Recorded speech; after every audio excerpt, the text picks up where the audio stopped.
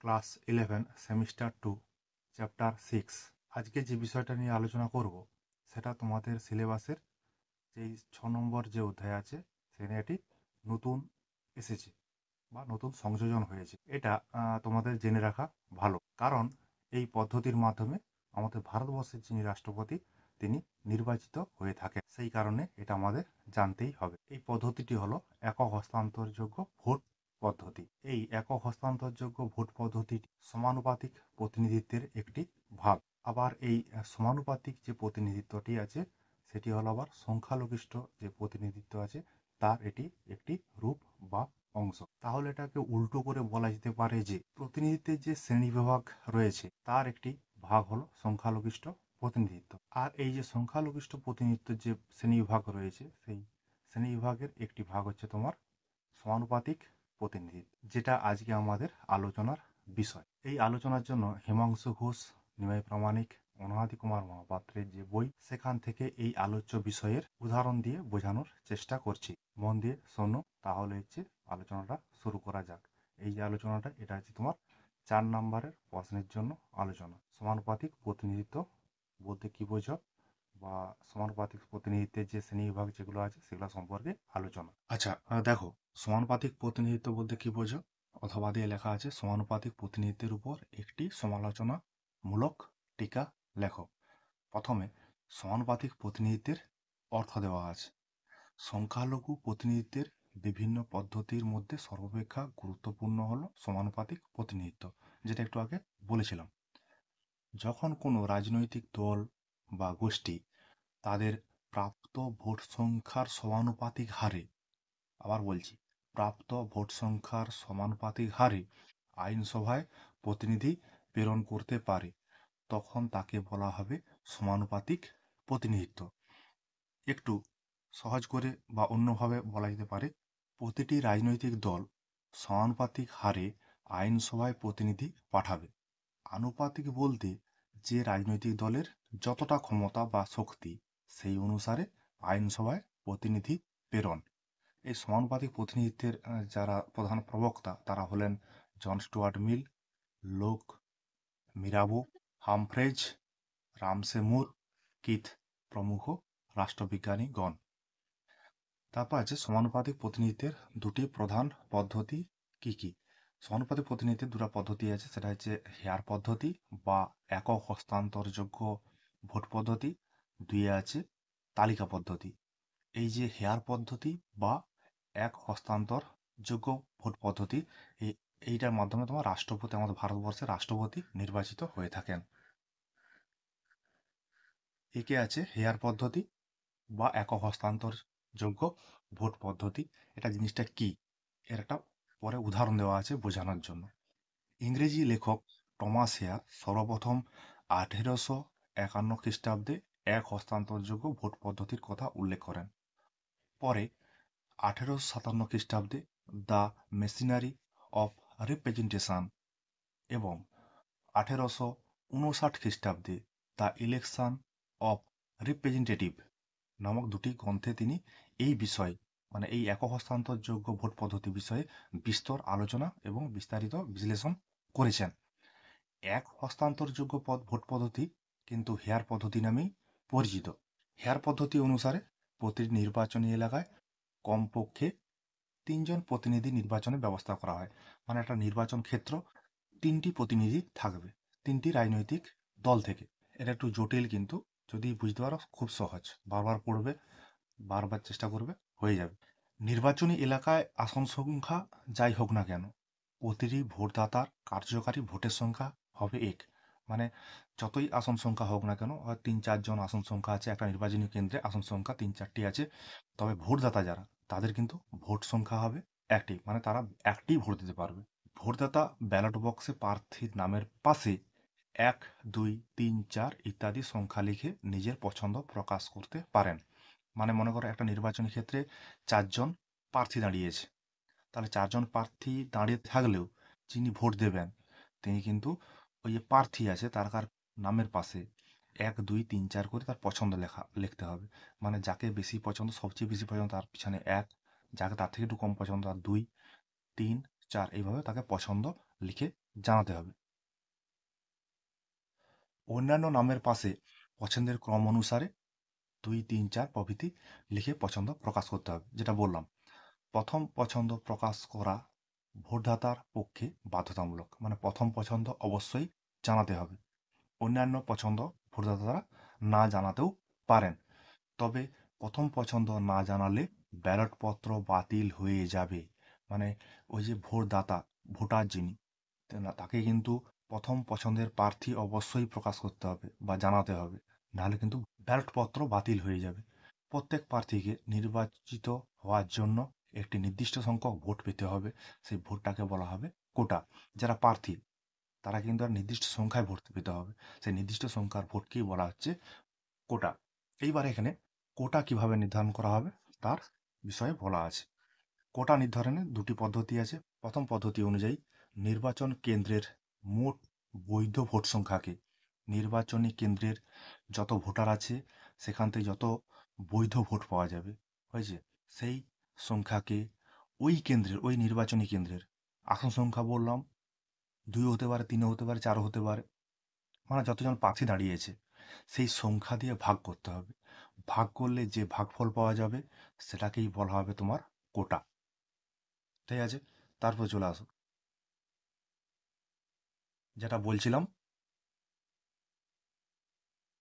তাহলে প্রদত্ত মোট ভোট সংখ্যা ভাজিতক ওই যে নির্বাচনী এলাকা, ওইখানে তোমার হচ্ছে মোট আসন সংখ্যা, মানে কজন প্রার্থী দাঁড়িয়েছে, সেখানে ভাগ করলে যেটা দাঁড়াবে সেটাই কিন্তু এখানের কোটা।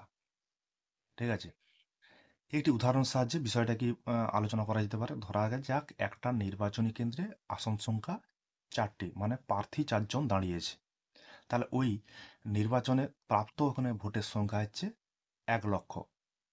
তাহলে কি হয়েছে, এই 1 লক্ষকে তোমার 4 দিয়ে ভাগ করতে হবে, ভাগ করলে যা দাঁড়াবে সেটাই তোমার হচ্ছে কোটা, মানে ওই নির্বাচনী কেন্দ্রে ওই প্রার্থীকে ওই কোটা সংখ্যায় পৌঁছাতেই হবে।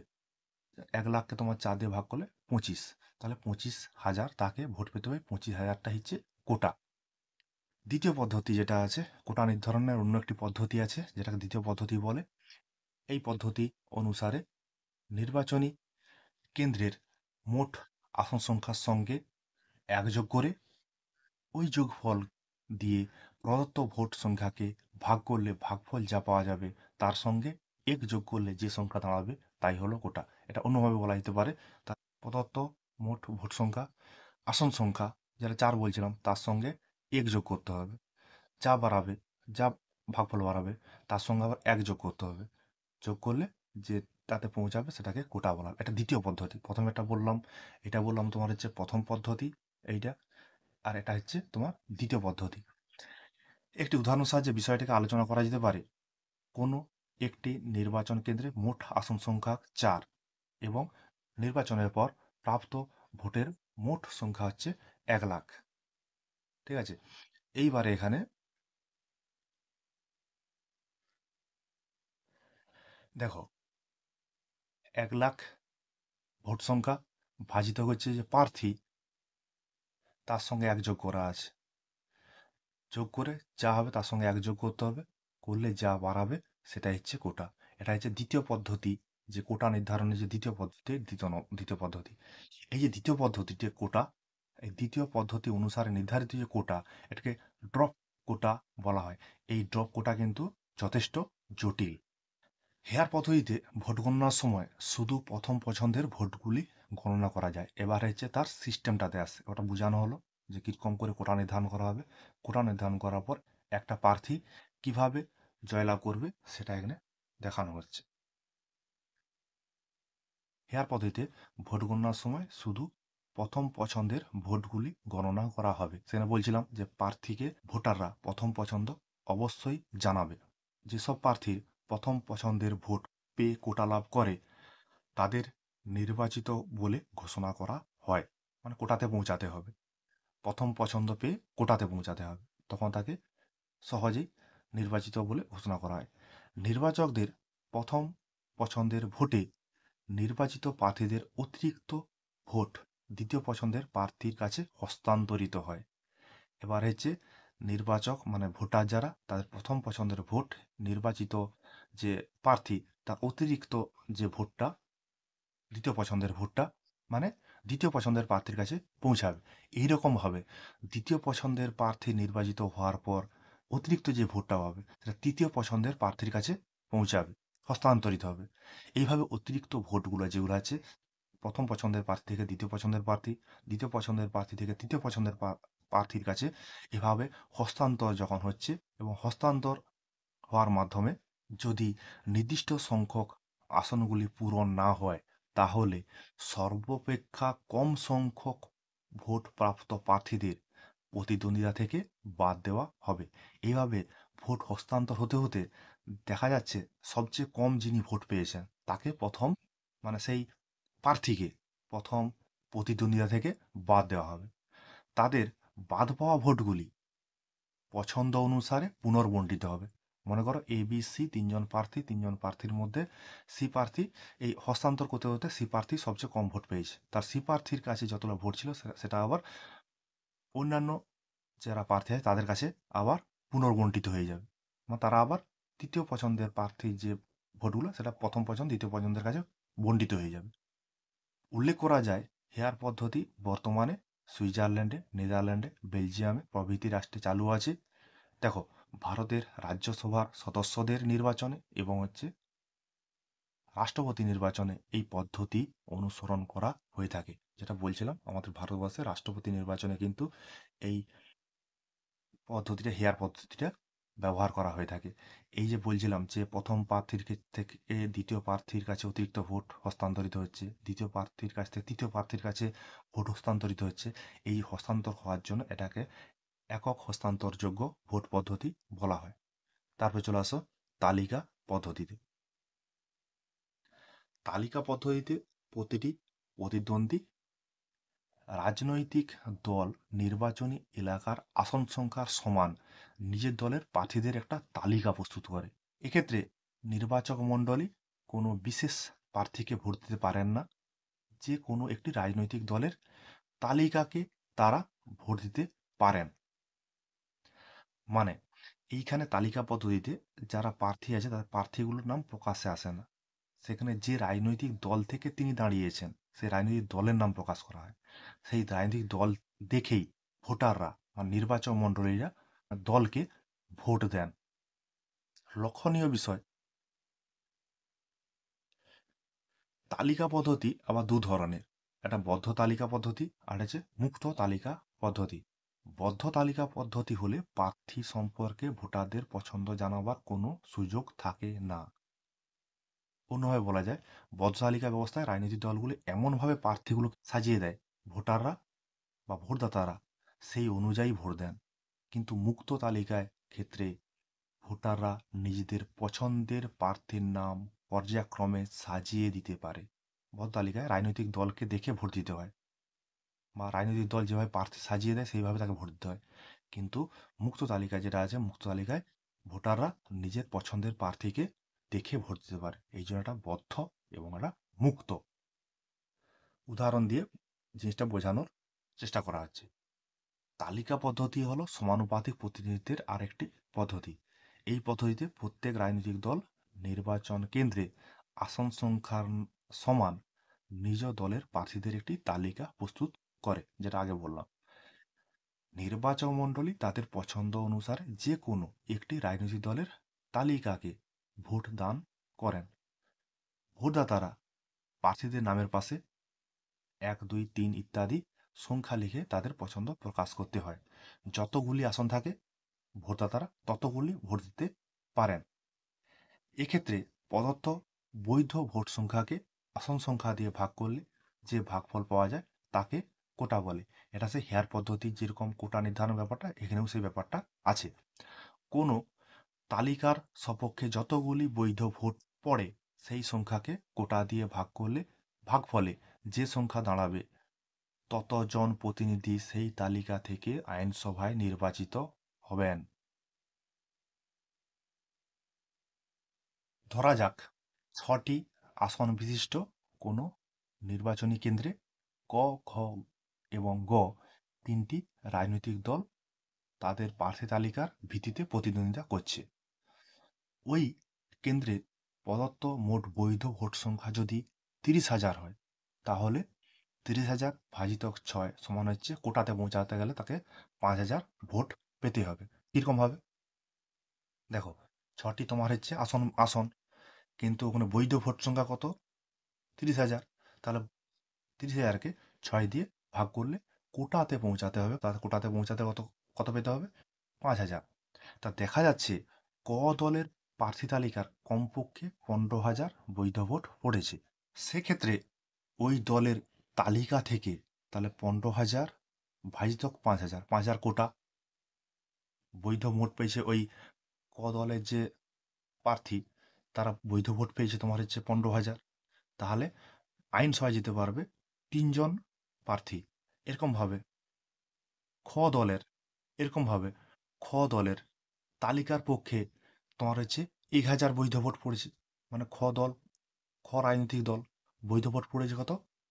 10,000। তাহলে সেখানে তাহলে হচ্ছে 10,000 ভাজিত 5,000, 5,000 কোটা সমান হচ্ছে 2 জন তাহলে প্রার্থী আইনসভায় যেতে পারবে। গ দলের যে তালিকা সেখানে তোমার হচ্ছে বৈধ ভোট পড়েছে কত? 5,000। কিন্তু কোটা কত? কোটা আছে তোমার 5,000। তাহলে একজন প্রার্থী তোমার নির্বাচিত হতে পারবে। কিন্তু অনেক সময় এই পদ্ধতির সাহায্যে যে নির্বাচন কেন্দ্রের সব আসনগুলো পূরণ করা যায় না। সেক্ষেত্রে প্রতিদ্বন্দ্বী রাজনৈতিক দলগুলি তালিকা সমূহের মধ্যে সর্বাধিক অতিরিক্ত ভগ্নাংশ ভোট যে রাজনৈতিক দলের তালিকাটি পায়, সেই রাজনৈতিক দলের প্রার্থী উক্ত আসনটি লাভ করে।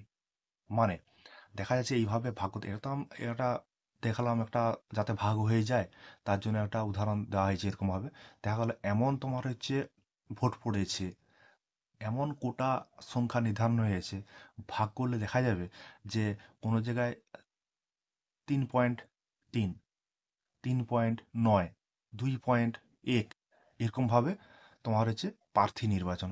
এরকম করে কি ভগ্নাংশে প্রার্থী নির্বাচন হয়? হয় না। তার জন্য কোনো একটা এলাকায় যদি 2.9 থাকে সেটাকে 3টা ধরা হয়, বা কোনো জায়গায় যদি 2.2 থাকে সেখানে হচ্ছে 2 ধরা হবে। এবার এই যে ফ্যাকশনটা অন্য কোনো কেন্দ্রে সেটাকে ভজিয়ে নেওয়া হবে। ঠিক আছে, এটাই হচ্ছে এখানে বলা হচ্ছে। দেখো সেটাই লেখা আছে। অনেক সময় আবার প্রতিদ্বন্দ্বী কোনো রাজনৈতিক দলের কোটায় ঘাটতি থাকলে তা পূরণ করার জন্য পার্শ্ববর্তী নির্বাচনী এলাকা থেকে দল অতিরিক্ত ভগ্নাংশের ভোটগুলি যোগ করে দেয়।